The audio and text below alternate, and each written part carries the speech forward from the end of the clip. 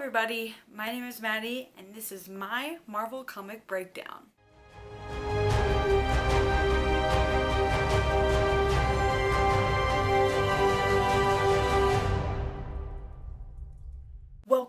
Welcome back to my breakdown series where I break down 20 Marvel comics each video. I'm here with episode 13 of our epic journey through the universe of comic book heroes, villains, and everything in between. If you're a newcomer, don't forget to hit that subscribe button and become a part of this breakdown journey. So without further ado, let's turn the page and dive into another thrilling installment of our adventure together.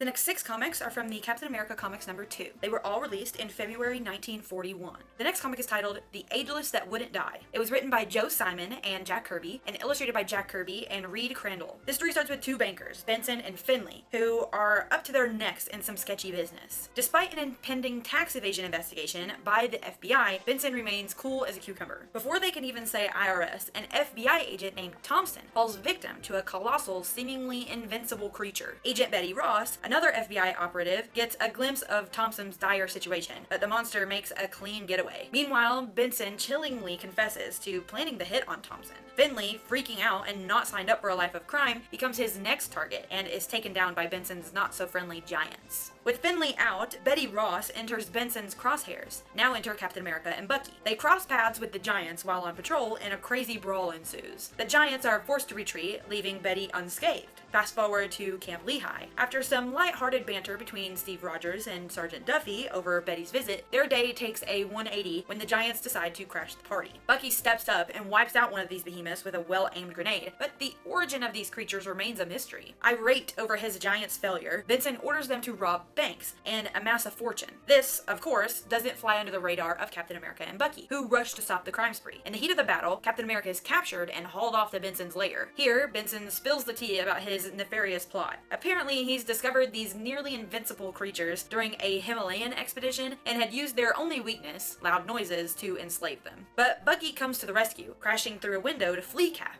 A chaotic fight ensues, ending with a cannon blast that eliminates the Giants and buries Benson under a wall. As law enforcement rolls up, the heroes bounce. The next day, they're back at Camp Lehigh, where they get an earful from Duffy for slacking off, all under the watchful gaze of Betty Ross. In this action-packed narrative, we see Captain America and Bucky caught up in a thrilling case of evil and power, highlighting their selfless courage. The story lays bare with human thirst for wealth and power personified in the characters of Benson and Finley, leading to disastrous consequences. It also subtly critiques the corruption possible in the world of finance. The comic introduces the Giants as an exhausticized menace, a common trope in this era's narratives, serving as kind of an intriguing yet very problematic plot device. The next comic is titled Trapped in the Nazi Stronghold. It was written and illustrated by Joe Simon and Jack Kirby. We start with Henry Baldwin, a loaded American dude pledging a chunk of his fortune to the British war effort. Smelling potential trouble, Steve Rogers and Bucky decide to keep tabs on Baldwin. And they were right. Baldwin is snatched by Nazi operatives. Figuring out the Nazis are planning to ship Baldwin to Europe, Steve and Bucky take it upon themselves to head overseas. Crafting some genius disguises, a lady and a kid, they sneak out of Camp Lehigh and board a plane to Europe. But Baldwin is on the same flight with some unwanted Nazi company. In the cover of darkness, they morph into their heroic selves, Captain America and Bucky, as they hear Baldwin's cries for help. After a heated brawl with the Nazis, Baldwin pulls a Houdini and vanishes. Reverting to their disguises, the heroes decide to dig deeper. Their sleuthing leads to Nazi-occupied France, where they stumble upon a shocking revelation. Baldwin is not only free, but seems to be cozying up with the Nazis and dealing with Hitler himself. Fast forward to Britain, where Captain America and Bucky unveil the Baldwin they've been chasing as a Nazi impersonator. Before they can interrogate him, he's shot dead. A scuffle with his assassinations unveils Baldwin's location, the grim Black Forest concentration camp in Germany. The heroes blitz the camp, humiliating the Nazis and freeing Baldwin, all while Hitler and Hermann Göring watch helplessly. After the daring rescue, they return Baldwin safely to Britain. Back in the US and Camp Lehigh, they are greeted by an irate Sergeant Duffy, demanding answers for their unannounced disappearance. We see the recurring themes of espionage, valor, and deception. It's a compelling narrative of heroism with these beloved characters, Captain America and Bucky, battling against Nazi operatives in an international setting. Baldwin's character introduces a fascinating twist with his unexpected collaboration with the Nazis. It illustrates the widespread influence of Nazi propaganda, even reaching the upper echelons of society. Overall, this tale provides a thrilling blend of action, suspense, and historical context, a testament to the appeal of the classic superhero narrative. The next comic is titled The Wax Statue That Struck Death. It was written and illustrated by Joe Simon and Jack Kirby. The Wax Man, a shady Nazi operative, has embarked on a murder spree, taking out high-ranking military officials and political bigwigs around Camp Lehigh. His eerie trademark is leaving a wax replica of the victims' faces at the crime scenes. After the chilling murder of Senator Keats, Steve Rogers and Bucky step up to the plate as Captain America and Bucky. But they're unaware that the Wax Man and his underlings are cooking up a plan for a tank army attack on the camp, operating from a concealed base. The Wax Man launches an attack on the camp, triggering Steve and James to shift gears into Captain America and Bucky. They hijack one of the enemy tanks, annihilating the attacking forces. But then Steve quickly morphs back into his everyday persona to dodge Sergeant Duffy's hey duty, only to find out that Bucky's been nabbed by the Wax Man. On another front, Mayor Dobbs nudges General Stevens to tackle the Waxman situation as the anxious voters are demanding action. As night falls, Captain America decides to investigate his only clue, a local wax museum. But he's ambushed and captured by the Waxman and his henchmen. Trussed up, Captain America overhears the Waxman's plan to bomb the US. Seizing the opportunity, he uses an open flame to burn through his bonds and rescue Bucky. They thrash the enemy operations, and Captain America reveals the Waxman's true identity, Mayor Dobbs, leaving him for the cops to nab. This story is a blend of intrigue, suspense, and action, encapsulating the quintessential superhero narrative. The Waxman, a unique villain, uses his uncanny methods to create a chilling atmosphere. His wax replicas add a horror element to the storyline, enhancing its gripping nature. Furthermore, the plot twist of Mayor Dobbs as the Waxman adds an unexpected layer of complexity. This narrative also underscores the thematic concern of subterfuge within high-ranking officials, illustrating the profound impact of Nazi propaganda. Finally, the inclusion of heroic escapades and tactical maneuvers keeps us on our toes, making it an enthralling read. The next story is titled Short Circuit. The author and artist are unknown. It is a typed story. One moonlit evening, Private Rogers and his sidekick Bucky decided to ditch the camp's social event and go for a little nocturnal stroll. They find an old, forgotten mineshaft. Now, Rogers, being the keen-eyed guy he is, catches some movement and hears some whispers coming from the mine, stuff Bucky totally misses. Naturally, Rogers decides to go down the rabbit hole and check out this mysterious shaft. What he finds inside is like a scene straight up from a spy thriller. A group of guys led by this dude, Herr Glotz, are loading up a minecart with boxes, all labeled dynamite. It turns out these baddies plan on pushing the dynamite-filled cart to the end of the shaft, which just so happens to be directly under the soldiers' rec hall, packed with guys enjoying the evening's entertainment. But before these goons can even dream of acting on their diabolical scheme, Rogers does a quick change into Captain America and goes all superhero on them. In the fray, though, one of the thugs manages to ignite the dynamite. Massive explosion. Captain America gets tossed clear out of the mine, but he walks away without a scratch. Later, back in his civvies, Rogers is chilling in the canteen with Bucky. One of their comrades, Hank, is recounting the explosive events of the evening. He's convinced it was the Nazis who blew their own cover by accidentally triggering a short circuit. Rogers, aware of the real story, plays along with Hank's theory, giving Bucky a look that says what really went down stays between us. This story is packed with action and suspense, providing a thrilling narrative of heroism and quick thinking. It showcases Rogers, or Captain America's, remarkable senses and abilities, serving to further solidify his status as a superhero. The narrative cleverly incorporates elements of danger, the dynamite, and the threat of significant loss, the recreation hall filled with soldiers, amplifying the stakes and making Captain America's intervention critical. The revelation of the real story only to Bucky and the audience creates a bond of trust and intrigue, contributing to an engaging storyline.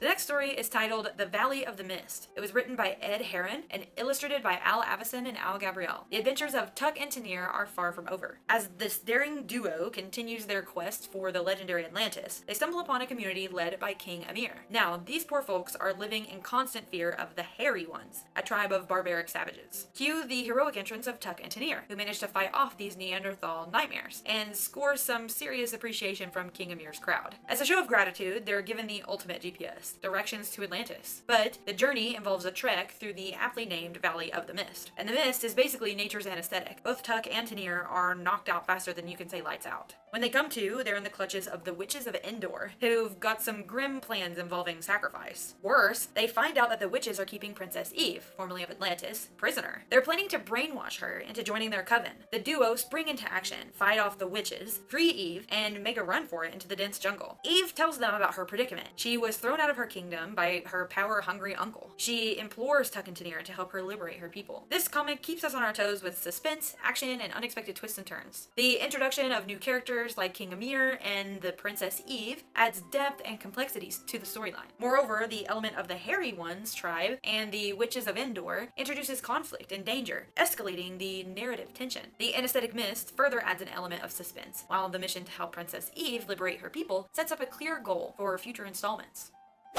The next comic is titled The Devil and the Green Plague. It was written and illustrated by Joe Simon and Jack Kirby. Hurricane willingly joins forces with the Holden expedition. The destination is Mato Grosso. Their goal is to link up with a certain Dr. Clay, who's knee-deep battling an insidious disease that's wasting bodies fast. Tragically, thousands are dying daily. As they fly to their destination, someone is watching them from below. This mysterious being, who ends up being Pluto, caused this deadly green plague. Pluto, in his cunning ways, has persuaded the Jivaro headhunters to aid him in causing mayhem in the region and thwarting efforts to curb the plague. After the expedition team lands, they trek their way through the jungle battling a snake. Ruth Holden and Ralph Rand are cracking their brains, racing against time to develop a cure. Hurricane ventures off to find Dr. Clay, but he stumbles upon an outpost in ruins and discovers that he's been captured by the Jivaro. Meanwhile, Ruth gets attacked and Ralph tries to save her, but he ends up getting captured as well. Now, in an ancient city, Ralph makes some moves on Ruth, but Hurricane shows up and starts explaining all that he's learned. Some bad guys try to shoot him, but because of his superhero reflexes, he dodges it and blasts through the Jivaro stronghold. Conjuring up a pair of wings, he flies Holden and Rand to safety and brings the fortress crashing down on the Jivaro. With the fortress in ruins and a cure for the green plague in hand, Hurricane soars off into the sky. Cut to Pluto, who received news of his plan's failure and swears he'll deal with Hurricane in the future. We witness a dramatic blend of adventure, peril, and suspense. The characterization of Hurricane as a hero willing to risk danger for the greater good is prominently showcased. The involvement of Pluto as the key antagonist introduces conflict and sets the stage for future encounters. The subplot involving Ruth and Ralph adds a scientific element, while the rescue mission led by Hurricane offers action-packed sequences. The next 8 comics are from the Marvel Mystery Comics number 18. They were all released in February 1941. The next comic is titled The Man Who Framed the Torch. It was written and illustrated by Carl Burgos. Patrolling the skies, the Human Torch and his sidekick Toro observe a military convoy racing toward Camp Gill, safeguarding the troops' paychecks. Veering off course, the Torch plans to show Toro the inner workings of the local police station. Unbeknownst to them, an imposter of the Torch soon launches an attack on the convoy. Toro, deceived by the imposter's disguise, follows the false orders and torches the armored truck. The imposter knocks Toro out and makes off with the money, leaving the real Torch framed for the crime. Upon hearing the news of Toro's supposed criminal activity, the public is quick to condemn him. When the Torch meets with the chief of police, he resists arrest, vowing to clear his name. Meanwhile, Toro, suspected as an accomplice, escapes his cell, determined to bring the supposed rogue Torch to justice. When their paths finally cross, the Torch pleads his innocence, though Toro believes to pretend him. Y'all know what I meant. He hopes to capture the Torch off guard. Searching Camp Gill for evidence, the Torch discovers a burnt asbestos-lined glove, a possible clue to his framing. His theory is dismissed by Toro, but they are spotted by nearby crooks who rush off to report to their boss. At the police headquarters, the Torch attempts to lift fingerprints from the glove, only to be trapped by Toro, who employs his flame powers to drop an airtight container over him. Cornered and in danger, the Torch and Toro face a grenade thrown by the spying crooks, hoping to eliminate them. Surviving the blast and now convinced of the Torch's innocence, Toro teams up with his partner once again to apprehend the thugs. Their interrogation reveals more criminals in asbestos-lined suits working under the command of a villain known as the Brain. Splitting up, the Torch heads off to confront the Brain, while Toro hands over the captured crooks to the police. The Brain, wearing a flame suit, traps the Torch in a flooding room, while Toro thwarts an attack by trapping the Brain within a fiery barrier. Threatening to direct his flames through the vulnerable visor of the Brain, Toro rescues the Torch, and they turn the Brain over to the authorities, thus clearing the Torch's name. This narrative effectively combines suspense, action, and character development. The plot thickens with the introduction of a doppelganger, framing the Human Torch for a crime he didn't commit. The strained relationship between Torch and Toro adds tension to the story and highlights the themes of trust and loyalty. The use of unique items like the asbestos-lined glove and flame suit adds intrigue and complexity. The antagonist, the Brain, presents a formidable threat that the heroes must overcome, thus driving the action and maintaining interest. The narrative ends on a triumphant note, demonstrating the hero's resilience, resourcefulness, and unwavering dedication to justice. The next comic is titled The Legion of Loyalists. It was written and illustrated by Bill Everett. Returning to northern France, Namor inadvertently discovers a hidden base of his allies, Luther Robinson and Lynn Harris. Namor suggests that they head back to Antarctica, but Lynn and Luther reveal that they're going to plant and detonate mines around the Nazi base, thereby crippling their forces. After the explosion, they depart in Namor's Arrow sub, bound for Atlantis. Upon their arrival, the Emperor warmly welcomes them, assigning Lynn to serve Princess Finn and utilizing Luther's scientific expertise in the electrical laboratory. Yearning for their homeland, Luther and Lynn pen a request to the Emperor for a short visit to America. However, the plea is rejected, prompting them to concoct an escape plan. Luther constructs a radio device and joins the Atlantean scouting party dispatched to investigate a disturbance in the Horlick Mountains. There, they find an abandoned Nazi outpost, where Luther sends a Morse SOS signal to the United States. Their clandestine act is discovered by the Atlanteans, leading to Luther and Lynn's imprisonment and escalating tensions between Atlantis and the United States. The distress signal eventually reaches Betty Dean in America. She takes a leave of absence and rallies her legion of loyalists to organize an assault on Atlantis and rescue Luther and Lynn. Armed with battle yachts and airplanes, they reach Antarctica and besiege the surface entrance to Atlantis. As Namor is distracted by flamethrowers, some loyalists infiltrate Atlantis' lower levels, liberating Luther and Lynn. Under the impression that his captives would escape in a yacht, Namor tries to intercept them. However, Betty cunningly boards Luther and Lynn onto an airplane, enabling them to evade the submariner's pursuit. This narrative effectively uses elements of adventure, suspense, and intrigue to build an engaging plot. The use of various technologies and vehicles such as the Arrow sub, radio device, battle yachts, and airplanes adds a layer of excitement and complexity to the narrative. This story concludes with a successful rescue, leaving room for future conflicts and resolutions between the characters and their respective homelands. The next comic is titled Young Ka-Zar. It was written by Ray Gill and illustrated by Ben Thompson. It's a typed story. Ka-Zar, a denizen of the jungle, mourns the loss of his father, John Rand, who was murdered by the relentless hunter Paul DeCraft in his quest for precious emeralds in the wild. Accompanied by his loyal animal companions, Traja the elephant, Nono the monkey, and Zar the lion, Ka-Zar finds solace and protection in the heart of the jungle. A month after DeCraft's departure from the jungle, Ka-Zar confides in N'Jaga, a leopard, voicing his relief at the prospect of DeCraft never returning. N'Jaga, however, cautions him about the potential appearance of the hunter. Later that night, Nono, filled with terror, tells Ka-Zar he's seen N'Jaga's ghost, a colossal, glowing apparition allegedly captured by DeCraft. Though dubious, Ka-Zar decides to look into the matter. They venture north and stumble upon a pit bearing N'Jaga's scent, proof of the leopard's captivity. Yet the ghost story remains questionable to Ka-Zar. Determined to face DeCraft, they trail the scent to the hunter's encampment. At the camp, Ka-Zar observes a luminescent figure, bearing a striking resemblance to N'Jaga, causing panic among the camp dwellers. To his relief, Ka-Zar realizes the ghost is none other than N'Jaga, coated in a phosphorescent paint. Just as Ka-Zar is about to confront DeCraft, the hunter escapes in the ensuing commotion. Ka-Zar finds a container of the glow-in-the-dark paint and decides to keep it, promising himself to use it as a means of retribution against DeCraft if the hunter ever dares to intrude upon the jungle again. The narrative utilizes themes of revenge, mystery, and jungle life to craft an engaging and suspenseful story. The introduction effectively establishes Ka-Zar's motivation, his father's murder, and his unique position as a human with animal companions in the jungle. The anticipation of DeCraft's return serves as the inciting incident that drives the story forward, giving it tension and a sense of foreboding. The animal characters add a unique twist to the story, enabling nonverbal communication and interaction between species, while the jungle setting creates an atmospheric backdrop for the unfolding drama.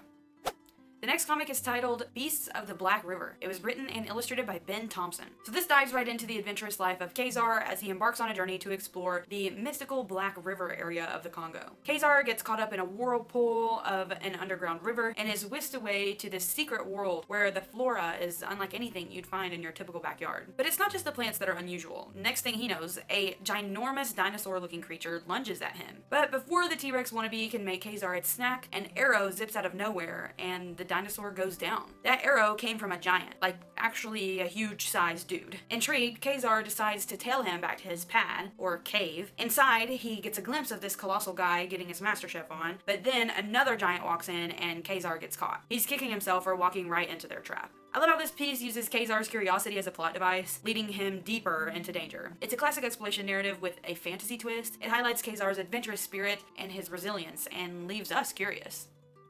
The next comic is titled The Stolen Bicycles. It was written by Ray Gill and illustrated by Bob Osner. So Terry's chilling at school, listening to his friends say how nervous they are about asking the principal to start a bike club. His classmates, recognizing Terry's likability and brains, ask him to pitch the idea again. Terry goes for it, cleverly suggesting the club could double as a biology field trip gang. The principal, eager to avoid the hassle of bike rack installation, gives the green light. Excited about their first meeting, the bike club crew steps out only to discover that all their bikes have vanished. Terry informs the principal, who calls the cops, but still refuses to shell out for bike racks. Later on, Terry and his buddy, Dr. Watson, spot a club member in a heated argument with another student. The cause is a bike that, despite a fresh coat of paint, looks suspiciously like his stolen ride. Following the lead to Ike's Bikes downtown, they bring along their journalist friend, Deadline Dawson, to scoop up any juicy stories. The bike shop owner seems a little sketchy, dodging their questions, so they tail him. Their detective work leads them to a for rent building, and they uncover a secret operation run by none other than the school's janitor, in cahoots with Ike, to steal, repaint, and sell bikes. As the villains scramble to escape, the bike club gives chase. Their wild driving causes a crash, leading to an easy arrest by the police. When the cops swing by the school to nab the janitor, the principal finally sees the light and agrees to install those bike racks. And the icing on the cake is Terry is elected the bike club president.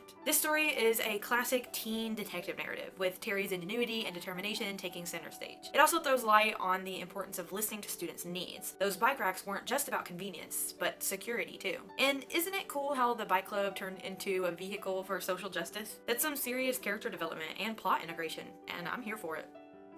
The next comic is titled Menace from the Planet Torsa. It was written and illustrated by Steve Dahlman. Out of the blue, the planet Torsa makes a dramatic entrance, spiraling into our solar system and setting up shop around Earth. The dominant species, winged beings called the Antons, decide Earth is prime real estate and start an invasion, not on Professor Zog's watch. He decides it's time to fight back and joins forces with the fellow brainiac Dr. Horace Ford. Armed with Ford's rocket, they've got a simple plan: blast off to Torsa and blow it to smithereens. Zog dispatches Electro to blow up the planet, but their connection gets severed by the wind. This causes Electro to get captured and hauled off to the Anton's leader, who's got big dreams of a robot army. Back on Earth, as the soldiers attempt to push back the Anton invasion, they face an unexpected foe, Electro, now under the control of alien invaders. Meanwhile, Zog and Ford charge into Zog's underground base, where they find a Magno generator, their ticket to destroy the alien world. They sabotage the device controlling Electro, setting him free to fight back against his captors. However, the Anton's leader captures Zog and Ford and ties them up, setting a fire at their feet. Just when things look dire, Zog's bonds burn away, and he uses a secret control device on his chest to command Electro. As the robot fights off the Anton, Zog and Ford make their escape, activating the Magno generator as they go.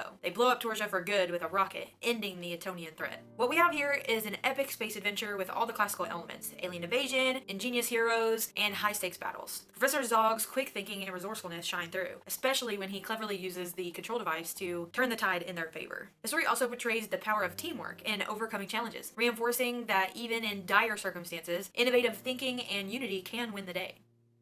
The next comic is titled The Boss of Newton City. It was written and illustrated by Joe Simon and Jack Kirby. So we've got political bigwig Tim Skelly and mob boss Heine Myers running the crime scene in Newton City like a well-oiled machine. But when the new district attorney Douglas starts stirring up trouble, Myers decides it's time to take action. They frame Douglas for the murder of their rival Dan Reardon. Now, this poor DA is on death row for a crime he didn't commit. As he sits there mulling over his fate with the smoke, the Vision appears in his cell. This extra-dimensional hero has a sixth sense for truth, and he pledges to catch the real culprits and clear Douglas's name. The Vision gets to work, squeezing information out of the underworld, and uncovers the dark alliance between Skelly and Myers. He storms into Skelly's office, catching the pair red-handed, and demands that they confess. They choose the hard way, sparking a brawl in which Skelly accidentally shoots Myers while aiming for the Vision. The gunshot brings the cops to the scene, who arrest Skelly. In a twist of fate, Skelly's claims of the Vision's presence fall on deaf ears because, well, the Vision is not there. Backed into a corner, Skelly spills about the frame-up job, leading to Douglas's release from prison. With a grateful nod to the Vision's invisible help, Douglas walks free. This comic plot weaves a compelling narrative of corruption and redemption. It underscores the power of truth, personified by the Vision, against a backdrop of political and criminal scheming. The use of an extra-dimensional being like the Vision is also interesting, introducing a supernatural element that ultimately serves as a catalyst for justice. The next comic is titled The Cat's Paw, Chapter 1, Claws of Death. It was written and illustrated by Paul Gustafsson. Where it left off, the Angel just helped the Roberts family find a lycanthropy cure. But just as we thought things were cooling down, Dr. Lin, with gratitude in his eyes, approaches the Angel for help with nabbing a criminal. But before he can confide in him, he gets shot down. The Angel finds a calling card of the cat's paw at the scene. The Angel revs up his car and tails the shooters, which leads him to a fancy apartment on Park Avenue. Using his skills, he slips into the apartment unnoticed and overhears the shooter making plans at a place called Durante's on Water Street. Before leaving, Angel gives the shooter a taste of his own medicine and leaves his female accomplice quaking under his iconic shadow. The trail then leads Angel to Durante's, a dive bar on Water Street. But alas, he's spotted by the bartender and ends up in a trap. The hero's quick reflexes save him from a nasty fall, and he turns the tables, sending the bartender tumbling down instead. Delving further into the hideout, Angel overhears mobsters plotting their next move. The leader steps into the room through the window, revealing herself as the costumed villain, the Cat's Paw. The moment she spots the Angel, she throws her knife at him. Trying to escape, Angel ends up trapped in a room, still shutters closing off his escape route, with guns pointed at him from all directions. And that's where this part ends. This story offers a thrilling sequence of suspense, danger, and discovery. The Angel's relentless pursuit of justice, even in the face of potentially lethal danger, reinforces his heroism. The introduction of the Cat's Paw as a formidable female adversary adds a new dynamic to the plot. Her immediate decision to eliminate Angel demonstrates her ruthless nature, setting the stage for an explosive conflict in the following issues. The next 6 comics are from the Captain America Comics number 3. They were all released in March 1941. The next comic is titled The Return of the Red Skull. It was written by Joe Simon and Jack Kirby, and illustrated by Joe Simon, Jack Kirby, Al Avison, and Al Gabriel. We open with the Red Skull somehow surviving from the last time we saw him. He's plotting to rain terror on the United States once again. Private Rogers and Bucky are attending a military conference, and Steve is a bit nervous. The Red Skull's strategy is to target Major Douglas, who just got plans for a cutting-edge power drill that the military is set to develop. Without flinching, Red Skull offs Major Douglas and nabs the plans. Steve and Bucky, who just handed off the plans, arrive back on the scene to find the Red Skull's sinister signature, a box with a mini Red Skull. Quick change into their superhero costumes, the chase is on, but the Red Skull's cronies delay them, allowing the villain to slip away. Red Skull wastes no time. He creates a prototype of the drill and turns it loose on New York City. They clash with him at Wrigley Stadium, but Red Skull pulls a disappearing act when the authorities pull up. Meanwhile, some dodgy businessmen try to make a quick buck by hiring 2 thugs to impersonate Cap and Bucky. When the real Steve and Bucky find these fakes, they show them what it means to steal somebody's identity. In their dressing room later, the Red Skull shows up, mistaking the imposters for the real deal. The results are not pretty. He takes them captive and, thinking they're real threats, executes them. The real Captain America and Bucky are on patrol, on the hunt for the Red Skull. They have to fight off his goons first, but then Bucky gets to take shots at the Red Skull, but he ends up almost getting knocked out. As Red Skull tries to flee in his drill, he lobs a bomb at the heroes, but Captain America tosses it right back, leading to an explosion that takes out Red Skull and his drill. This narrative showcases classic themes of deception, retaliation, and bravery. Red Skull's relentless pursuit of vengeance against Captain America and Bucky introduces a heightened level of threat. The subplot of the businessmen exploiting the hero's identity not only serves as comic relief, but also highlights the fame and influence of Captain America and Bucky in society. The climactic confrontation between the heroes and the Red Skull illustrates their quick thinking and courage. The next comic is titled The Hunchback of Hollywood and the Movie Murder. It was written by Joe Simon and Jack Kirby, and illustrated by Jack Kirby, Bernie Klein, and George Rouzos. The renowned American filmmaker Mark Karstein sets out to craft his next cinematic masterpiece. His vision is a medieval allegory with a deep undertone of resistance against Nazi ideology, but his concept doesn't sit well with a Nazi sympathizer lurking in the shadows, who dons a hunchback disguise and offs Karstein. But the creative spirit and the quest for truth can't be squashed that easily. Even after Karstein's departure, the production train keeps chugging, setting up shop near Camp Lehigh. Here, local soldiers, including Steve and Bucky, are roped in as extras. Suddenly, the film set turns into a real-life crime scene when an arrow cuts short a jousting scene, and not in the script. Cap and Bucky chase the elusive archer, but they hit a dead end when he gets offed by an unknown party before spilling any secrets. A dramatic encounter with the Hunchback leaves our set in ruins, and the heroes with more questions than answers. The spotlight then shifts to horror movie legend Boris Barloff for his iconic Hunchback roles, but Barloff is quick to deny any involvement in the on-set mayhem, despite the mounting suspicion. With a little help from his director friend, Barloff manages to dodge the boys in blue, for now. now. Determined to uncover the truth, Cap and Bucky spring into action, saving actress Carol Young from a strangling attempt by the Hunchback, and giving chase through the mock castle constructed on set. And I mean, they run all over this set. Except the culprit isn't Barloff, it's Talbot. Cap duels Talbot with swords, with Cap eventually winning. They hand him over to the police, and the big reveal is that Talbot was a Nazi supporter all along, hell-bent on stopping the anti-Nazi film production. This plot twist is a stark reminder of the blurred lines between fiction and reality, and how art can become a battleground for political ideologies. The story showcases the power of cinema as a platform to challenge oppressive regimes, and the lengths to which some would go to suppress such narratives. In a nutshell, this comic serves as a stark metaphor for the fight against fascism during a time when the world was facing the stark reality of World War II.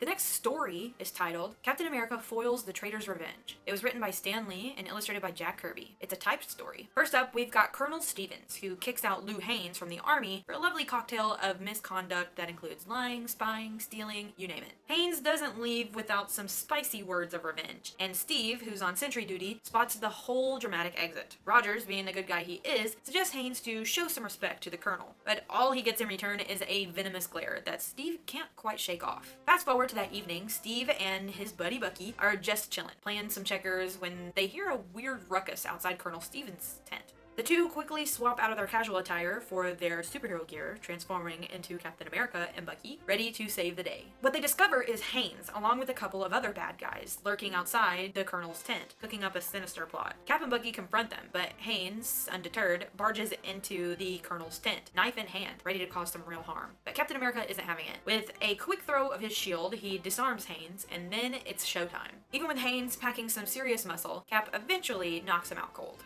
And let's not forget Bucky, who's busy making sure Haynes' cronies aren't a problem anymore. The morning after, Colonel Stevens fills in Private Rogers on the late night drama, thanks to a little note left by Captain America and Bucky. Ironically, the Colonel is a little peeved at Steve for snoozing through the entire event. Little does he know, the man he's lecturing is actually Captain America himself. This story paints a vivid picture on the duality and secrecy inherent in the lives of superheroes. It also serves as a lesson on the repercussions of revenge and misconduct, showcasing the values of integrity and loyalty that Captain America and Bucky stand for. Plus, who doesn't love a story that features a dash of dramatic irony and a heaping scoop of action?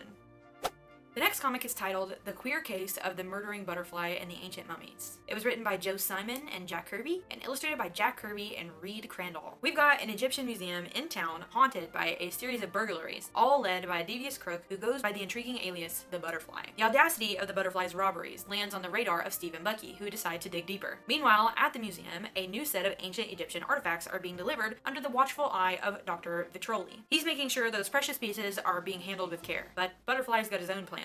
And over the next 2 nights, he keeps up his crime spree, leaving behind 2 dead guards and an empty treasure spot. Bucky goes on a school field trip to the museum and stumbles upon a hidden passage. There, he discovers the Butterfly's outfit and the stolen loot. Unfortunately, he also bumps into Lenny, Dr. Vitroli's burly assistant, who traps him and takes him captive. Back at Camp Lehigh, Steve starts worrying about his missing buddy and decides to conduct his own investigation. On his way to the museum, he stops to thwart a bank robbery. Then he visits the museum, and the doctor is being really weird and kicks him out. With no leads and no assistance, Steve decides to don his Captain America suit and patrol the museum after hours. And what do you know? He ends up in a face-off with both Lenny and the Butterfly. The thrilling showdown concludes with Cap making the Butterfly take a fatal tumble, but before he dies, the Butterfly's real identity is revealed. None other than Dr. Vitroli himself. With his dying breath, Vitroli spills the beans on Bucky's whereabouts, locked up in a sarcophagus in his secret room. Hearing the police closing in, Cap makes a run for it and finds Bucky, who's thankfully still kicking thanks to some air holes in the sarcophagus. They change back into their everyday attire and make their escape through a hidden back door. This intriguing plot showcases the classic tropes of mystery, suspense, and the ultimate unmasking of a villain. It highlights the bravery and resourcefulness of these beloved heroes, Captain America and Bucky, while simultaneously providing us with a memorable antagonist in the form of the Butterfly, aka Dr. Vitroli. And let's not forget the underlying themes of deception and the quest for justice that make this story a perfect comic treat.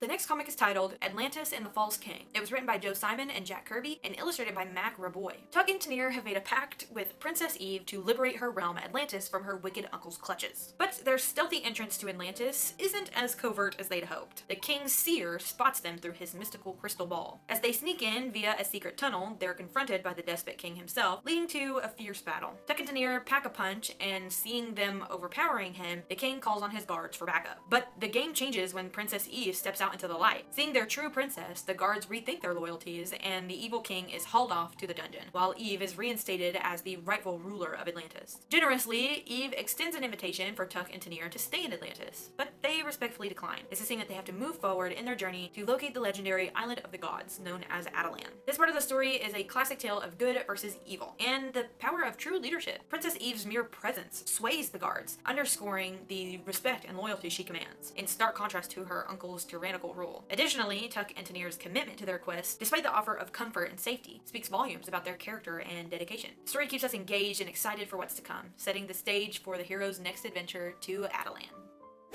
The 260th comic in this series is titled Satan and the Subway Disasters. It was written by Joe Simon and Jack Kirby and illustrated by Charles Nicholas. The peaceful town of Groton City finds itself in the grips of a horrifying series of deadly subway crashes, drawing the attention of the superhero Hurricane. He suspects his arch enemy, Pluto, might be behind this using some clandestine wicked device. Sure enough, at the scene of the latest disaster, he eavesdrops on an investigation, recovering a peculiar black box from the wreckage. Noticing a suspicious character bolting from the crash site, Hurricane trades his everyday clothes for his superhero costume, following this shady individual. He tails him back to the den of a known crook, Scarface Rispoli, and uncovers a diabolical plot. They've been triggering the crashes with purpose-built death boxes, using the ensuing chaos to rob victims trapped in the subway disasters. Despite being discovered, Hurricane swiftly apprehends the thugs and gets a confession from Scarface, revealing that the mastermind behind this plot is nestled in the penthouse of the Rexall Hotel. After leaving Scarface and his crew in the hands of the police, Hurricane speeds off, only to find his hunch was right. The man pulling the strings is none other than Pluto himself. Before Hurricane can nab him, Pluto incapacitates him with gas and scurries off to plant another deadly black box on the subway. However, Hurricane recovers just in time to halt Pluto's evil plan, subdues him, and sends him flying into the sky. Though Pluto may be defeated for now, Hurricane knows his work on Earth is far from over. Here we have a classic hero-villain showdown with a chaotic backdrop adding tension.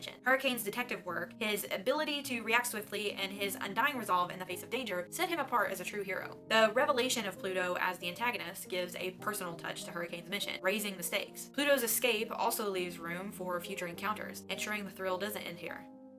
And that's a wrap for episode 13. It's been quite a ride, and I hope you enjoyed every minute of it. Don't forget to let me know your thoughts in the comment section below. I would love to hear what you all think. And of course, if you're new or just haven't done it yet, make sure to subscribe and hit that notification bell so you won't miss the next installment of this epic comic journey. Until next time, stay curious, keep reading, and remember, every page turn is a new adventure waiting to unfold. Catch you all in the next one.